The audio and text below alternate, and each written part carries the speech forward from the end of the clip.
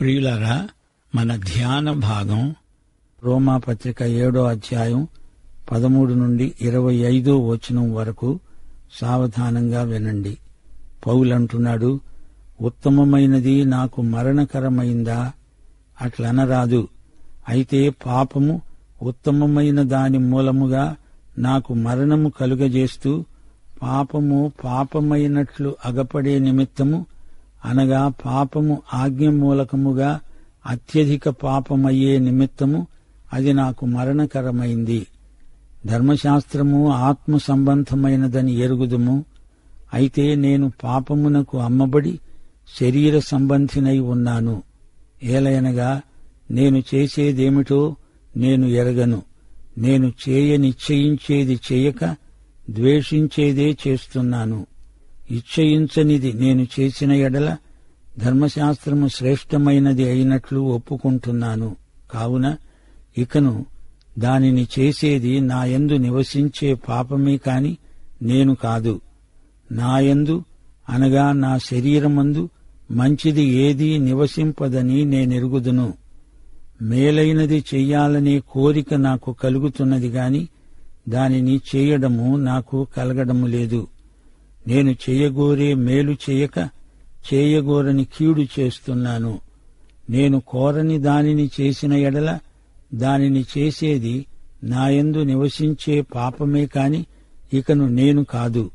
కాబట్టి మేలు చేయగోరే నాకు కీడు చేయడము కలుగుతున్నదనే ఒక నియమం నాకు కనపడుతున్నది. అంతరంగ పురుషుణ్ణి బట్టి దేవుని ధర్మశాస్త్రమునందు నేను ఆనందిస్తున్నాను గాని వేరొక నియమము నా అవయవములలో ఉన్నట్లు నాకు కనబడుతోంది. అది నా మనస్సులో ఉన్న ధర్మశాస్త్రముతో పోరాడుతూ నా అవయవములలో ఉన్న పాప నియమమునకు నన్ను చెరపట్టి లోబరుచుకుంటున్నది. 24వ వచనం, అయ్యో, నేనెంత దౌర్భాగ్యుడను! ఇట్టి మరణమునకు లోనైన శరీరము నుండి నన్నెవడు విడిపిస్తాడు? మన ప్రభు అయిన యేసుక్రీస్తు ద్వారా దేవునికి కృతజ్ఞతాస్తుతులు సమర్పిస్తున్నాను. కాగా మనస్సు విషయములో నేను దైవ నియమమునకు, శరీర విషయములో పాప నియమమునకు దాసుడనై ఉన్నాను. వింటున్నారా? పౌలంటున్నాడు, ధర్మశాస్త్రము ఆత్మ సంబంధమైనది. నేను పాపమునకు అమ్మబడిన శరీర సంబంధిని. పరిశుద్ధాత్మ ద్వారా ఇవ్వబడింది గనుక అది ఆధ్యాత్మికమైనది. ధర్మశాస్త్రము దేవుని వాక్యములో భాగమే కదా. లేఖనములలో వ్యక్తం చేయబడింది ధర్మశాస్త్రం. 1 కొరింథీ 10వ అధ్యాయం 4వ వచనం అంటోంది, ఆ బండ క్రీస్తే. ఎందుకనగా ఆ బండ పరిశుద్ధాత్మ వల్లనే కలిగింది. వారు తాగింది ఆత్మ సంబంధమైన పానీయం, ఆత్మ సంబంధమైన ఆహారమే తిన్నారు. దేవుని ఆత్మే దానిని కలుగచేశాడు. ఇదేమిటి? నేను శరీర సంబంధినయ్యాను అంటున్నాడు. అనగా నేను శరీరమందున్నాను అని భావం. శరీరమంటే అక్షరాల శరీరము, దేహము అని కాదు. శరీరం తటస్థమైనది. ఇది మంచికి గాని చెడుకు గాని ఎటైనా వినియోగం కావచ్చు. శరీరమంటే శరీర స్వభావం, శరీర తత్వం, శరీరపు మనస్సు, శరీరాన్ని వాడుకునే అంతర్గత శక్తులు ఇవన్నీ. ఈ విధంగా శరీరానుసారమైన ప్రక్రియ కొనసాగుతుంది. పాపంతో కలుషితమైపోతుంది. చిన్న శిశువు ముఖం చూడండి. ఆ శిశువే 50 ఏండ్లు పెరిగిన తరువాత దాని ముఖం చూడండి. పాపం నిలువెల్లా నిండిన రూపురేఖలు కానవస్తాయి. శరీరానుసారమైన మనస్సు దేవునికి విరోధం. పాపం శరీరాన్ని ఏలుతుంది, దాష్టీకం చేస్తుంది. పాపం శరీరాన్ని, మనస్సును నింపివేస్తుంది. నీ మెదడులో ముందు భాగం ఉందే, అది పాపపు ఆలోచనలను ప్రకల్పన చేస్తుంది. నరాలు, నాడులు చెడుగును ప్రసారం చేస్తాయి. మానవుని హృదయం ఎంతో చెడ్డది, అది ఘోరమైన వ్యాధి గలది. వీటి ఒత్తిడులకు శరీరం ఇట్టే లొంగిపోతుంది. మానవ శరీరం ప్రసారం చేసే చెడుగును ఉత్తమ పురుష సర్వనామంలో ప్రకటిస్తున్నాడు పౌలు. రక్షించబడిన వ్యక్తిలో ఇదొక రభస పోరాటం. నేను చేసేదేమిటో నాకే తెలియదు, నేను చెయ్యగోరేది చెయ్యక ద్వేషించేదే చేస్తున్నాను. వింటున్నారా? ఇది రెండు స్వభావాల మధ్య అంతర్గత పోరాటం. పాత స్వభావానికి కొత్త స్వభావానికి మధ్య పోరాటం. పాత నేను, కొత్త నేను, రెండు సర్వనామములున్నాయి. నేనంటే నేను అంటూ ఇవి రెండూ దెబ్బలాడుకుంటాయి. చెయ్యి అని పాతదంటే వద్దు అంటుంది కొత్తది. పాత స్వభావానిదే పై చెయ్యి అవుతుంది. నీ క్రైస్తవ జీవితంలో ఇలాంటి సంఘర్షణ నీకుందా? ఏదో చేసేస్తావు, అయ్యో ఈ పాడు పని ఎందుకు చేశానా అని మథన పడతావు. అయ్యో దేవా, నీకు వ్యతిరేకంగా ఈ పని ఎలా జరిగింది? చెయ్యకూడదు అంటూనే అదే పని చేశానేమిటి అంటూ బాధపడుతున్నావా? దేవుని బిడ్డలకు ఇలాంటి అనుభవాలు ఎప్పుడో ఒకప్పుడు కలుగక మానవు, అవునా? పౌలు జీవితంలో 3 విధాల ఈ సంఘర్షణ కలిగింది.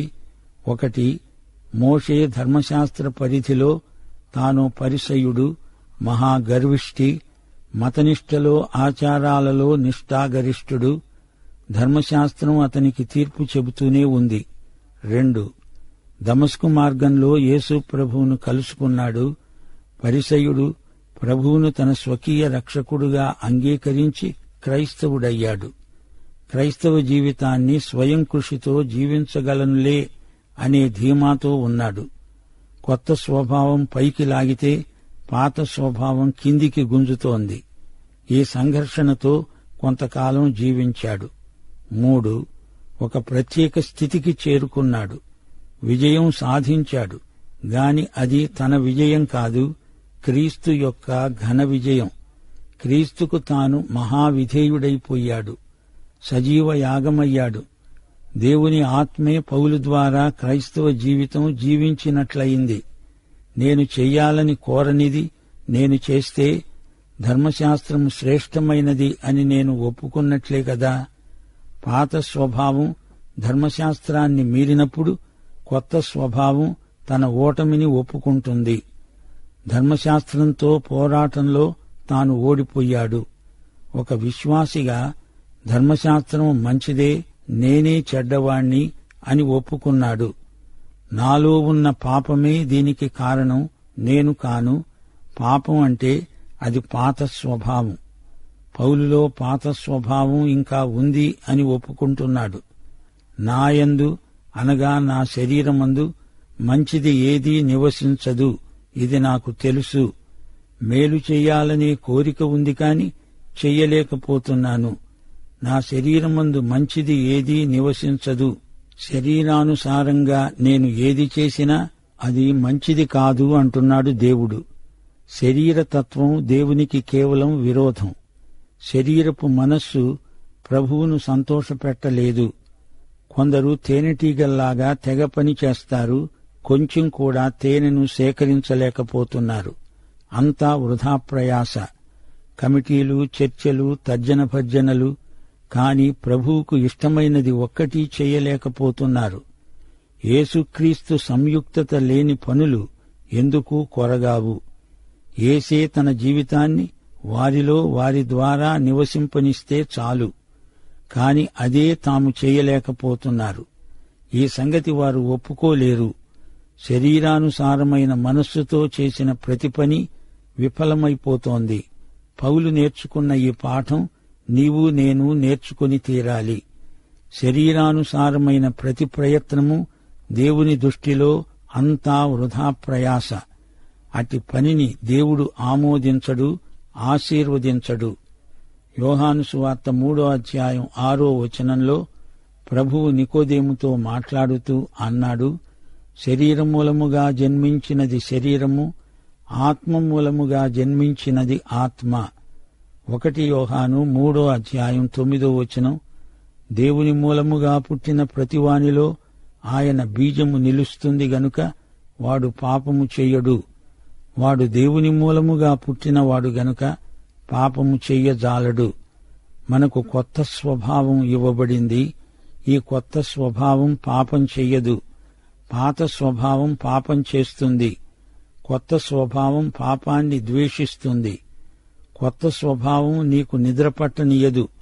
ఇదిగో నువ్వు పాపం చేశావు, ఈ విషయం పశ్చాత్తాపపడు, చక్క చేసుకో అంటోంది. ఆశించవద్దు అని ధర్మశాస్త్రం చెబితే దురాశ అంటే ఏమిటో నాకు తెలుస్తుంది, లేకపోతే తెలియదు. మేలైనది చెయ్యాలని ఉన్నా అది నేను చెయ్యలేకపోతున్నాను. అవును, ప్రాచీన స్వభావంలో మంచిది ఏదీ నివసించదు. అయితే కొత్త స్వభావానికి శక్తి లేదు. చెయ్యాలని ఉంటుంది గాని అది చెయ్యడానికి కావలసిన శక్తి మటుకు లేదు. కొత్త స్వభావానికి దైవసేవ చెయ్యాలని ఉంటుంది. అయితే శరీరానుసారి దేవునికి విరోధి. దేవుని నియమానికి ఒక పట్టాన లోబడడు. రోమాపత్రిక 8వ అధ్యాయం 7వ వచనం ఇదే మాట అంటోంది. శరీరానుసారమైన మనస్సు దేవునికి విరోధము. అది దేవుని ధర్మశాస్త్రమునకు లోబడదు, ఏమాత్రమును లోబడనేరదు. కొత్త స్వభావమైతే వచ్చింది గాని అది శక్తి లేనిది. పెద్ద పెద్ద సభలలో అనేకులు ప్రభువు కోసం తీర్మానాలు చేస్తారు. వీరిలో చాలామంది వారి క్రైస్తవ జీవితాలలో అపజయం పొందినవారే. మాకు సేవ చెయ్యాలని ఉంది, మేము పరిశుద్ధంగా బతకాలనే ఆశ గలవారము అని వీరు చెబుతున్నారు. అంతే.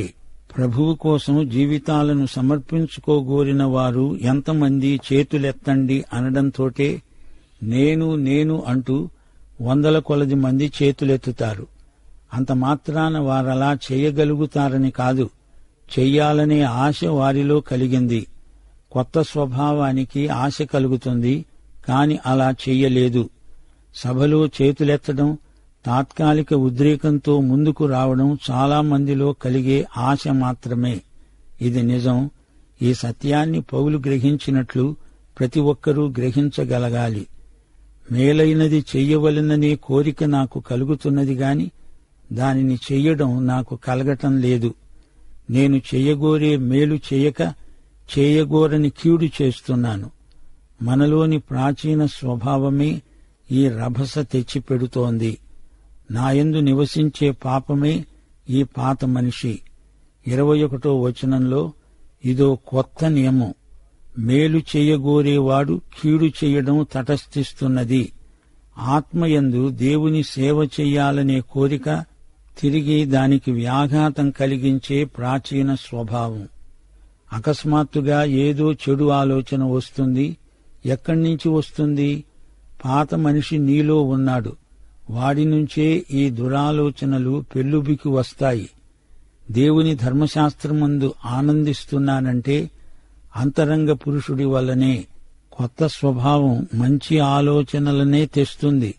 పాత స్వభావం నా మనసులోని ధర్మశాస్త్రంతో పోరాడుతుంది. ఈ నియమం నాలోని అరాచకానికి హేతువు. పాప నియమానికి నన్ను పట్టి ఇస్తోంది. ఈ పాప నియమం నా అవయవములలోనే ఉంది. గ్రహించండి, రక్షించబడగానే పాత స్వభావం పారిపోతుంది అనుకోకండి. కొత్త స్వభావం మటుకు వచ్చింది. దానికి శక్తి లేదు, బలము లేదు. వేరొక నియమము అంటే పాత స్వభావానికి దేవునికి మధ్య ఉన్న విరోధం. ఈ రెండిటికీ మధ్య ఇరుకునబడి ఆక్రందన చేస్తున్నాడు. అయ్యో, నేనెంత దౌర్భాగ్యుడను! ఇట్టి మరణమునకు లోనైన శరీరము నుండి నన్నెవడు విడిపిస్తాడు? ఇది రక్షణ లేని వ్యక్తి చేసే ఆక్రందన కాదు. ఈ దౌర్భాగ్యుడు రక్షించబడినవాడే. దౌర్భాగ్యుడంటే విసికి వేసారిపోయిన మనిషి. ఈ పోరాటంలో, ఈ ప్రచ్ఛన్న యుద్ధంలో బాగా నలిగిపోయాడు. నన్నెవడు విడిపిస్తాడు అంటూ ఏడుస్తున్నాడు. అతడు ఎంతో నిస్సహాయుడు. ఈ కుస్తీలో దీనైపోయాడు. యాకోబులాగా దెబ్బతిన్నాడు. ఎవరొస్తారు? నన్నెవరు ఉద్ధరిస్తారు? అంటూ బిగ్గరగా ఏడుస్తూ అరుస్తున్నాడు. గాని 25వ వచనంలో అతనికి ఆశారేఖ కనిపించింది. మన ప్రభు అయిన యేసుక్రీస్తు ద్వారా దేవునికి కృతజ్ఞతాస్తుతులు. పౌలు ఆక్రందనకు జవాబు వచ్చింది. దేవుడు క్రీస్తునందు విమోచన ప్రసాదించాడు. ఈ విమోచన వృత్తాంతమంతా రోమాపత్రిక 8వ అధ్యాయంలో విశదీకరించబడింది. మరచిపోకండి, రక్షణ, పవిత్రీకరణ ఈ రెండూ క్రీస్తు ద్వారానే వచ్చాయి. దైవ నియమం ఒక చెంప, పాప నియమము మరొక చెంప ఈ వ్యక్తిని అటూ ఇటూ లాగుతున్నాయి. మనస్సులోని దైవ నియమం, శరీరంలోనిది పాప నియమం. ఈ రెండిటికీ దాసుడై ఉండటంలో మనిషి రెండుగా చీలిపోయినంత పని అవుతోంది. ధర్మశాస్త్రంతో శరీరానుసారి భేటీ ఎంతో విచిత్రంగా ధ్వనిస్తోంది. 2 కొరింథీ 4:16 పౌలన్నాడు, మేము అధైర్యపడము. మా బాహ్య పురుషుడు కృశిస్తున్నా ఆంతర్య పురుషుడు దినదినము నూతనపరచబడుతున్నాడు. ఎఫెసీ పత్రిక 3:16 అంటోంది, మీరు అంతరంగ పురుషుని యందు శక్తి కలిగి ఆయన ఆత్మ వలన బలపరచబడాలి. కోరిక అయితే ఉంది గాని దాన్ని అమలుపరచలేకపోతున్నాను. మనసుంది గాని మార్గం కనబడడం లేదు. రోమాపత్రిక 7:24 వెనక ఒక రహస్యముంది. రోమా ప్రభుత్వం ఒక హంతకుణ్ణి శిక్షించే విధానం వాడుకలో ఉండేది. హంతకుడి వీపునకు వాడు చంపిన వాని శవాన్ని తెచ్చి బాగా కట్టి బిగిస్తారు. వాడు అది మోసుకుంటూ తాను కూడా చచ్చే వరకు అయ్యో కుయ్యో అంటూ అరణ్యంలో తిరుగాడవలసిందే. అయ్యో, మరణమునకు లోనైన ఈ శరీరము నుండి నన్నెవడు విడిపిస్తాడు? ఇంతకు పౌలు కనిపెట్టిన సత్యమేది? శరీర స్వభావం అనాధ్యాత్మిక శక్తి. దానిని విశ్వాసి వశపరచుకోలేడు, మార్చలేడు, శుద్ధి చెయ్యలేడు, జయించలేడు, ఆజ్ఞాపించలేడు, సరిదిద్దలేడు. దానిని సిలువ వెయ్యలేడు. రోమాపత్రిక 6:23 7:25 పోల్చి చూడండి. పాపము వల్ల వచ్చే జీతం మరణం. అయితే దేవుని కృపావరం మన ప్రభువైన క్రీస్తు యేసునందు నిత్యజీవం. నిత్యజీవం క్రీస్తు ద్వారా వస్తుంది. మన ప్రభువైన యేసుక్రీస్తు ద్వారా దేవునికి కృతజ్ఞతాస్తుతులు. యేసుక్రీస్తు ద్వారానే జయం, దిగ్విజయం. నిత్యజీవం, విజయం ఈ రెండూ యేసుక్రీస్తు ద్వారానే మనకు ప్రాప్తిస్తాయి. ప్రియ విశ్వాసీ, 7వ అధ్యాయం ముగించక ముందు పాత నిబంధన ధర్మశాస్త్ర పరిచర్యను మనం సమీక్షించాలి. 3 విధాల పరిచర్య ధర్మశాస్త్రం ద్వారా ప్రవర్తిల్లింది. 1 దశాజ్ఞలు, 2 ప్రజల యొక్క సామాజిక జీవితానికి సంబంధించిన ఆజ్ఞలు, 3 గుడారములో ఆచరించబడిన మతాచారకాండ. 3 విధాలుగా ధర్మశాస్త్రం పనిచేసింది. అబ్రహామీయ నిబంధన తరువాత 5 శతాబ్దాలకు ధర్మశాస్త్రం వచ్చింది. ధర్మశాస్త్రం ఒక ప్రత్యేక జీవిత విధానాన్ని ప్రతిపాదించింది గాని జీవ మార్గాన్ని చూపలేదు. అది జీవమునకు మార్గం కాదు. గలతీ పత్రిక 2:15-16 మనుష్యుడు యేసుక్రీస్తునందలి విశ్వాసము వల్లనే కాని ధర్మశాస్త్ర సంబంధమైన క్రియల మూలమున నీతిమంతుడుగా తీర్చబడడని ఎరిగి, మనము ధర్మశాస్త్ర సంబంధమైన క్రియల మూలమునగాక క్రీస్తునందలి విశ్వాసము వలననే నీతిమంతులమని తీర్చబడడానికి యేసుక్రీస్తునందు విశ్వాసముంచి ఉన్నాము. ధర్మశాస్త్ర సంబంధ క్రియల మూలముగా ఏ శరీరీ నీతిమంతుడని తీర్చబడడు కదా. అబ్రహాము కాలంలోనే యేసుక్రీస్తు ఎందుకు రాలేదు అంటారా? ధర్మశాస్త్రమంటే ఏమిటి? విమోచకుని ప్రత్యక్షత, నిరీక్షణ పెంపొందాలి. మానవుని పాపము యొక్క నిజస్వరూపం పూర్తిగా బయలుపడాలి. అప్పుడు కాలము సంపూర్ణమైనప్పుడు యేసు ప్రభువు వచ్చాడు. ఈ పరిణతి క్రమం మోషే, అబ్రహాము అనే ఇద్దరి జీవితాలలో, పరిచర్యలో మనం చూడగలం. మోషే శాపాన్ని ఎత్తి చూపాడు, అబ్రహాము ఆశీర్వాదాన్ని చూపాడు. మోషే మరణమును శిక్షగా చూపితే, అబ్రహాము విశ్వాస జీవిత విధానాన్ని చూపాడు. మోషే యేసు శిలువను చూపితే, అబ్రహాము పునరుత్థానాన్ని చూపాడు. ధర్మశాస్త్రం కృపకు అదనంగా చేర్చబడింది. పాఠం ఇంతటితో సమాప్తం. మన ప్రభు అయిన యేసుక్రీస్తు వారి దివ్యకృప, తండ్రి అయిన దేవుని పరమ ప్రేమ, పరిశుద్ధాత్మ యొక్క అన్యోన్య సహవాసము మనకందరికీ సదాకాలము తోడై ఉండునుగాక. ఆమేన్.